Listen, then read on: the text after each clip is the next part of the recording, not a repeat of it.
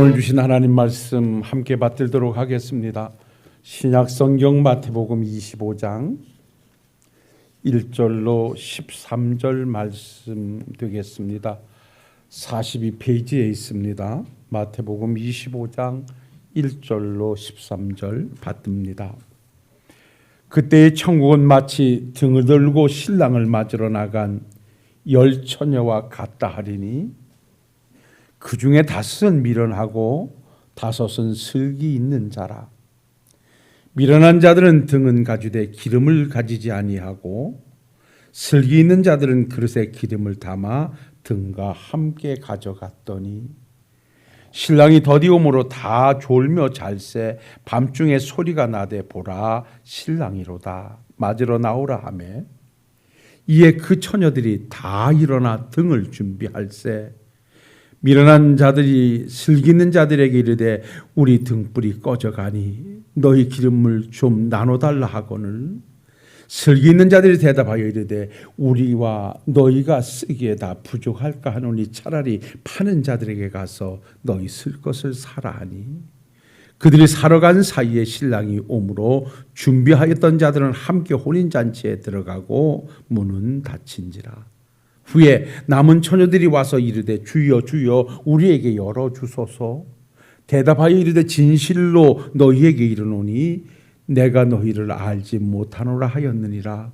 그런즉 깨어있으라. 너희는 그날과 그때를 알지 못하느니라. 아멘. 우리는 몇 주 전에 종려주일을 맞이하면서 고난주간을 통해서 주님께서 오셔서 십자가를 지시고 돌아가신 그 십자가의 은혜를 우리가 되새겨보며 성찬 예식을 함께 했고요.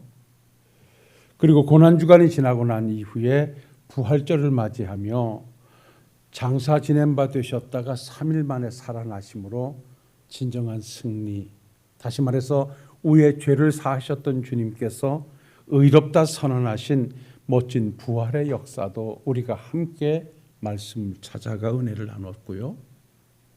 그리고 지난 주일은 그렇게 부활하시고 이 땅에 친히 몸소 부활하신 몸을 보이시던 주님께서 하늘나라로 승천하시기에 앞서서 제자들을 모아놓고 당부하셨던 마지막 날 너희들이 감당해야 할 주님의 마지막 분부가 땅끝까지 이르러 내 복음의 증인이 되어달라.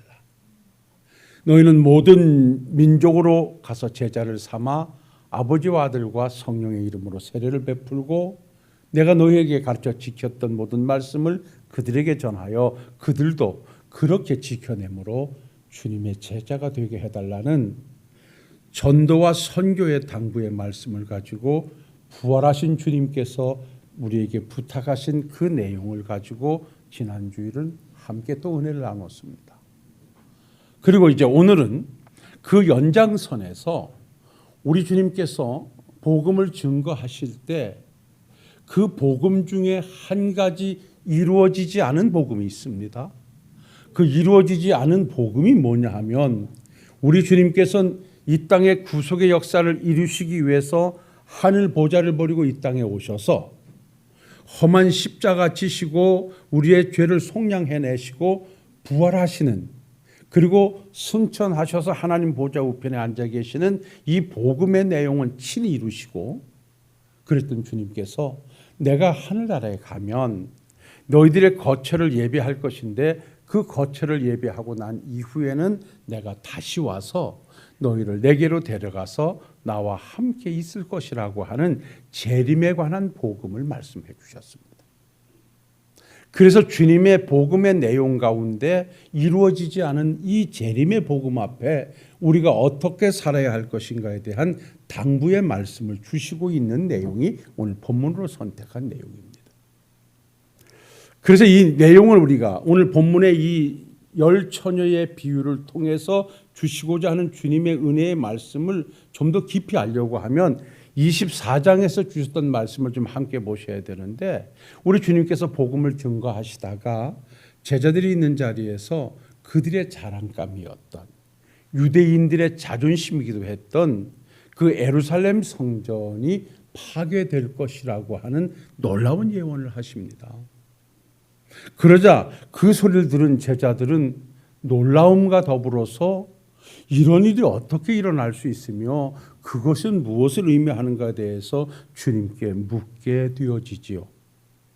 주님께서 그들의 자랑감이고 자존감이었던 예루살렘 성전의 파괴를 말씀하신 것은 당시에 유대인들의 부패성을 지적하면서 그들의 타락상, 그들의 멸망, 진노를 예견함과 동시에 이제는 어떤 예수님의 초림의 결과, 이제는 구약시대의 예수님의 모형적 상징이었던 성전 중심으로 이루어지는 것이 아니라 이제 성전의 원형 되시는 예수님 중심으로 구속사역이 이루어질 것이라고 하는 귀한 영적 진리를 가지고 예루살렘 성전의 파괴에 관한 말씀을 주셨죠. 그랬더니 베드로를 비롯한 야고보와 안드레와 요한이 주님께 조용히 와서 묻습니다. 주님이요, 정말 그런 일이 일어날 때는 어떤 상황이 벌어지겠습니까? 라고 물었더니 주님께서 거기에 관해서 말씀하시기를 우리가 잘 알고 있는 마태복음 24장에 가보면 그때가 가까워지면 너희들은 사람의 미혹을 받지 않도록 조심해라. 많은 사람들이 와서 자기가 그리스도라 하여 믿는 사람들을 미혹해 할 것인데 너희들은 거기에서 조심하도록 하고 그때 상황적으로는 난리와 난리의 소문이 듣게 될 것이고 민족이 민족을 나라가 나라를 대적하여 전쟁과 또한 민족들 간의 기근과 지진이 쉼없이 일어날 것인데 그렇게 될 것을 보면은 이제 마지막 때가 가까웠구나라고 생각을 하거라. 그러나 이 복음이 땅끝까지 증거되는 그때에 내가 올 것인데 마지막 때가 되면 불법이 성하게 되고 사랑이 식어지고 믿음을 보기가 힘들 것이다 라는 엄청난 예언을 해 주십니다. 그러면서 우리 주님께서 덧붙여서 내가 초림으로 올 때는 조용하게 와서 구속의 역사를 이루었지만 주가 다시 재림의 역사로 이 땅에 올 때는 모르는 이가 없이 천사장의 나팔 소리와 함께 심판주로 당당하게 올 것에 대해서 우리 주님은 또 한 말씀을 하셨습니다. 그러면서 우리 주님께서 그와 같은 말씀을 계속 이어가자 제자들로서는 그러면 그때가 언제쯤 되겠습니까? 라고 또다시 묻게 되니까 우리 주님께서 그 시간에 대해서는 나도 모른다. 그러니까 내가 다시 올 그 시간, 세상이 마지막 날에 도래할 시간은 하나님의 시간 속에 두었으니 나도 모르고 천사들도 모른다. 그러니 너희들은 불언간 오게 될 이 재림의 사건 앞에 늘 깨어 준비하도록 하라. 그리고 너희에게 맡겨진 사명 앞에 충실하거라. 이렇게 당부를 하시면서 오늘 본문의 말씀으로 선택한 마태복음 25장을 통하여 우리 주님께서 열처녀의 비유를 통해서 마지막 주님의 재림을 맞이할 우리가 어떠한 신앙의 자세를 갖추어야 하는가 하는 부분에 말씀을 주고 있습니다. 여러분들이 아시는 대로 마태복음 25장을 볼 것 같으면 세 가지 비유를 통해서 마지막 날을 사는 우리들이 갖춰야 할 신앙의 자세를 말씀하는데요. 그 첫 번째, 이 오늘 본문으로 선택한 열처녀의 비유를 통해서 우리가 주님이 재림 앞에서 우리는 내용 있는 신앙생활을 해야 된다는 것입니다. 내용 있는 신앙생활. 그리고 두 번째는 여러분들이 잘 아시는 대로 달란트 비유를 통해서 맡겨진 직분과 달란트를 가지고 충성을 다하는 성실한 주의 일꾼들이 되어라 당부하고요. 마지막에는 양과 염소의 비유를 통해서 마지막에 심판받게 될 당당한 주님의 심판주의 모습을 그려주고 있는 것이 마태복음 25장의 내용이거든요. 자, 이제 오늘 이 본문의 말씀을 우리가 중점적으로 한번 찾아가 볼 것은 이 열처녀의 비유를 통해서 우리 주님께서 주시고자 하는 내용이 뭐냐라고 하는 것입니다. 그러기 위해서는 이 열처녀의 비유, 혼인잔치에 초대된 열처녀의 비유를 통해서 주시고자 하는 이 말씀은 당시 유대 풍습에 따른 이 결혼 풍습을 가지고 마지막 주의 재림을 맞이할 우리들이 어떠한 신앙의 자세를 갖춰야 되겠는가 하는 것을 나란히 놓고 지금 말씀해 주는 거예요. 그러니까 여기에서 10명의 처녀들은 신부의 들러리들입니다. 그러니까 유대 나라의 결혼 풍속은 이 저녁에 이 결혼식이 이루어지는데 신랑이 올 시간을 알지 못하는 신부의 친구 이 들러리들은 등을 가지고 준비하고 있다가 신랑이 온다는 소리를 들으면 그 등에 불을 켜서 신랑을 잔치 자리로 안내하는 역할을 하는 사람들이 이 10명의 처녀들이에요. 그런데 오늘 말씀을 보니까 그 신부의 들러리로 초대받은 10명의 처녀들 중에 5명의 처녀는 등과 기름을 함께 준비하고 있었고 5명의 처녀는 등만 준비하고 있었다는 것입니다. 그런데 이런 자를 가리켜서 등과 기름을 함께 준비한 처녀를 슬기로운 처녀들이라고 하고 등만 준비한 처녀를 미련한 처녀들이라 이렇게 표현합니다.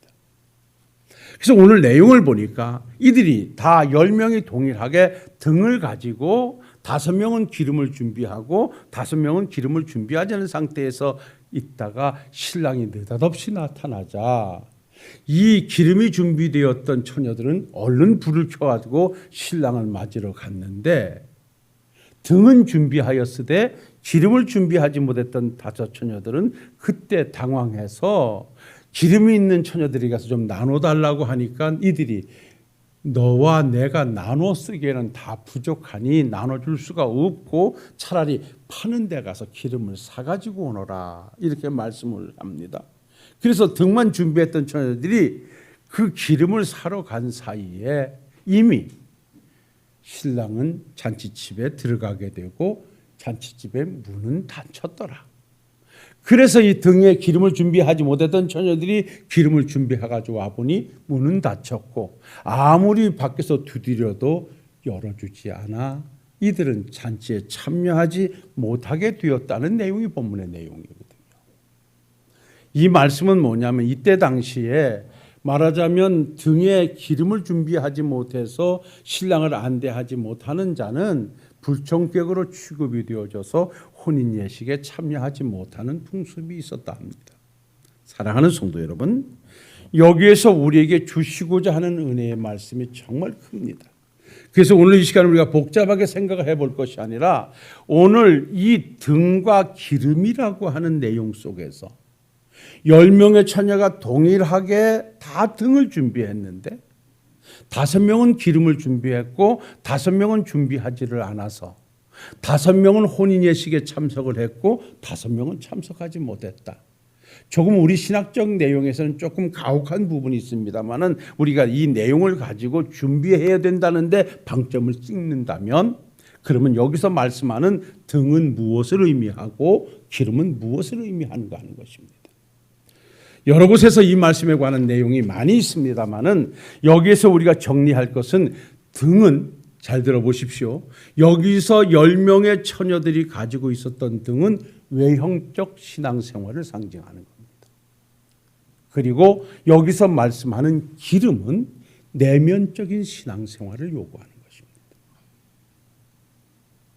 이해를 잘 하셔야 되는데 즉 여기서 10명의 처녀들이 동일하게 가지고 있었던 등이라고 하는 것은 우리가 오늘 하나님의 자녀라고 하는 우리들의 신분, 하늘나라의 백성이라고 하는 성도라는 이름, 우리가 오늘 모여서 예배하는 이 형태, 이런 것을 우리는 등으로 보시면 됩니다. 그러면 기름은 무엇이냐? 우리가 오늘 이 예배의 형태를 취해서 등을 가지고 누가 봐도 저나 여러분들은 예배하는 자들입니다. 그런데 과연 우리의 이 예배의 모습 속에 예배라고 하는 형태 속에 과연 내용이 예배의 내용을 가지고 있는가 하는 것이에요. 그러니까 우리가 나와서 우리의 몸은 형태를 취하여서 오늘 주일 오전 11시에 신월동교회가 주일을 하나님께 예배 드린다고 하는 예배의 형식과 형태를 가지고 우리가 함께 있는데 오늘 예배를 인도하는 저도 마찬가지고 예배에 참석하는 우리 성도님들도 마찬가지고 우리가 예배자로서 지금 하나님과 영적 교통이 이루어지고 있는가? 진정 예배자로 하나님이 의식되어져서 하나님께 드려진다는 신앙 자세로 내 마음이, 내 중심이 하나님께 오롯이 드려지고 있는 예배자인가 하는 것입니다. 이 말씀을 좀 더 가져와서 각색해 본다면 겉모습은 예배자로 주일날 오전 11시에 예배에 참석하고 있지만 내 생각이 다른 데 가 있고 내 마음이 다른 데 가서 엄한 생각하고 예배에 집중하지 않고 하나님을 의식하지 않고 몸만 나와서 예배를 드리고 있는 것이라면 그 예배는 하나님이 인정하지 않는다는 것입니다. 그래서 오늘 우리가 이 말씀을 무겁게 받아들이셔야 되는 것은 실제 우리의 형태 속에, 형식 속에는 내용이 충실해야 된다는 사실을 오늘 우리 주님이 말씀해 주고 있어요. 10명의 처녀들이 다 등을 준비하고 있었던 데는 우리가 다 동일하게 볼 수 있는 거예요. 다 혼인 예식을 준비하고 있는 자들처럼 신부의 들러리로 다 당당한 모습이 있었어요. 그런데 그 중에 5은 실제 내용물인 기름을 채워놓고 있었지만 5명은 등만 가졌다는 것 때문에 내용 없이 있다가 혼인 예식에 참여하지 못했다고 하는 거예요. 사실 내일부터 우리 서경노회가 시작됩니다. 노회장으로서 제가 참 2박 3일 동안 노회를 이끌어야 되는 막중한 책임을 가지고 있는데 사실 이 본문의 말씀은 제가 개회 예배 때 우리 목사님들에게 증거하려고 함께 준비한 내용이기도 합니다. 사랑하는 성도 여러분, 오늘은 우리가 형식 앞에 내용을 한번 들여다보자는데 우린 초점을 찍어야 돼요. 저는 이 말씀을 준비하면서 평상시에도 그렇습니다. 자타가 저를 보면 목사라고 합니다. 저도 어디 가서 목사입니다라고 저를 소개하고 다른 이들도 저를 보고 목사님이라고 불러줍니다. 이럴 때마다 내가 깊이 한번 생각해 보는 것이 내 형태는 등이라고 하는 이 모습 속에 목사라는 등은 가지고 있는데 과연 내 속을 들여다봤을 때 정말 목사인가?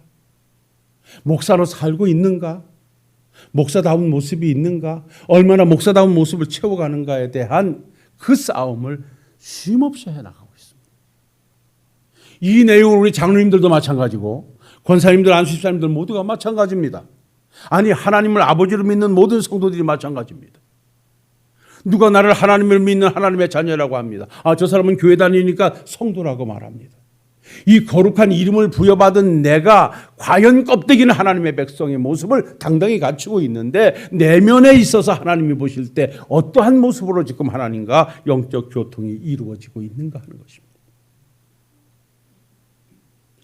형식만 갖췄지 내용이 부실해서는 참다운 모습을 보여드릴 수가 없습니다. 그런데 중요한 것은 우리가 또한 이러한 형식을 무시하고는 내용을 채워갈 수가 없다는 것입니다.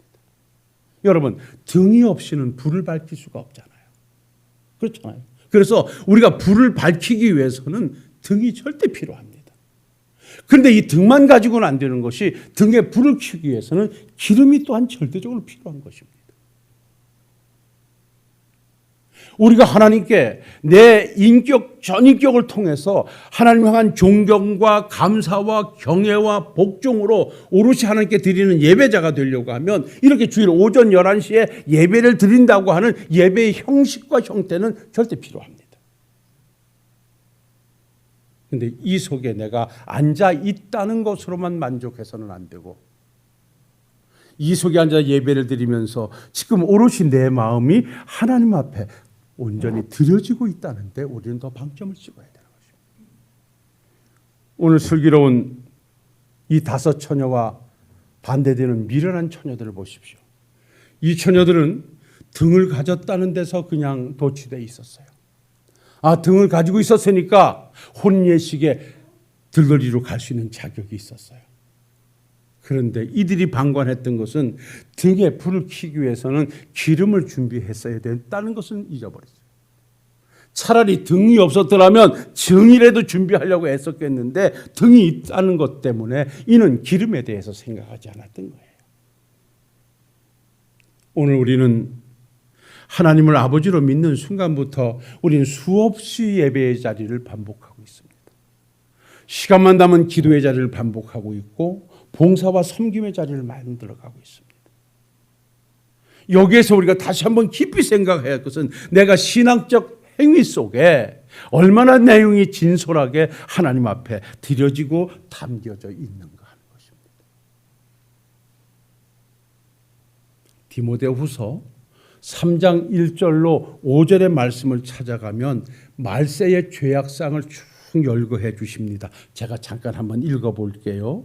너는 이것을 알라. 말세에 고통하는 때가 이르러 사람들이 자기를 사랑하며 돈을 사랑하며 자랑하며 교만하며 비방하며 부모를 거역하며 감사하지 아니하며 거룩하지 아니하며 무정하며 원통함을 풀지 아니하며 모함하며 절제하지 못하며 사나우며 선한 것을 좋아하지 아니하며 배신하며 조급하며 자만하며 쾌락 사랑하기를 하나님 사랑하는 것보다 더하며 경건의 모양은 있으나 경건의 능력은 부인하니 이 같은 자들에게서 내가 돌아서라 그럽니다.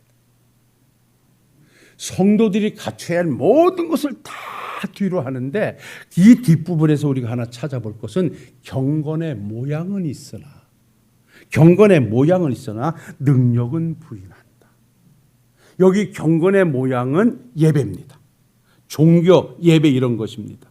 다시 말해서 예배의 형태는 있으나 내용을 보면 하나님을 부인한다는 것입니다. 하나님을 의식하지 않는다는 것입니다. 이게 마지막 날의 죄악상이라는 것입니다. 이 말씀 앞에 우리가 엄중하게 앞으로 우리가 모든 신앙생활에서 정돈해야 될 것이 많습니다. 우리가 경건의 모양은 가지고 있어요. 예배의 형태를 다시 가지고 있어요. 기도의 형태를 가지고 있어요. 구제의 형태를 가지고 있어요. 그러나 그 안에 내용물이 없어요. 요즘 사회에서 가장 많이 사용되는 말이 형해화라는 말이 있습니다. 그러니까 모든 게 교육도 형해화되어지고 그러다 보니까 모든 것이 다 형해화되어져요. 이 형해화되는 게 뭐냐면 내용은 없이 뼈대만 남아있다는 거예요. 내용은 없어요. 뼈대만 있어요. 잠깐만 이렇게 형해화되어져 가는 것이 오늘날 마지막의 타락상이거든요. 그러니까 교회도 보면 내용은 없이 그냥 뼈대만 왕성해요. 다. 누가 인정하든 안 하든 그냥 이것이 있다는 걸로 해서 안주하려고 들고 이것이 있다고 하는 데서 스스로를 내세우려고 해요. 그러니까 경건의 모양은 가지고 자랑을 하는데 들어가 보면 내용이 전혀 없어요. 하나만 예를 들어 볼까요? 우리가 주님의 고난주간을 통해서 성찬 예식을 거행했습니다. 성찬이 뭡니까? 주님의 죽으심을 우리가 깊이 생각해보고 감사하며 주님이 오셔서 이렇게 행하셨던 일을 우리도 전해야 되겠구나 라고 하는 것이 성찬의 의미거든요.